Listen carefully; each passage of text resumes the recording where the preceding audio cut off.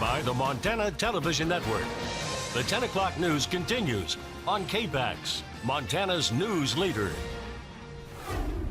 For 42 years, he's been at the helm of youth homes in Missoula, helping to grow it from just one home to 11 across western Montana.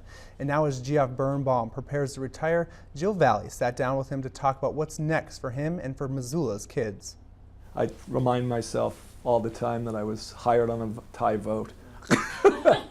It wasn't unanimous. But 4 decades later, it's safe to say Jeff Birnbaum was the right person for the job. He never thought he'd be running youth homes this long. I didn't come here and think, wow, I could build this into an organization. I just thought this would be fun, an opportunity, a challenge. He does what inspires him and often lets that inspiration be his guide.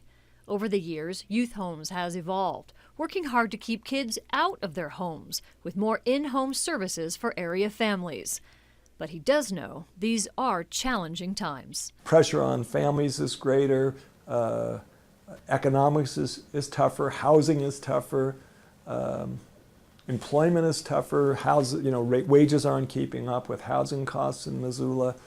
And I think that kids pay the price of that, and the more parents have to work, the less time they have to be parents. I think kids are less optimistic than they've ever been, that's for sure. I mean, the statistics are not good on adolescent.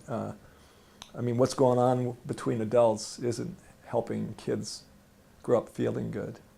Jeff does feel good about the way he and his staff have approached care for kids as the needs have evolved over time. While we have policies, we really are guided by a culture about how we work together and how we see kids and how we treat kids and what we mean when we talk about relationship and what we think is most important.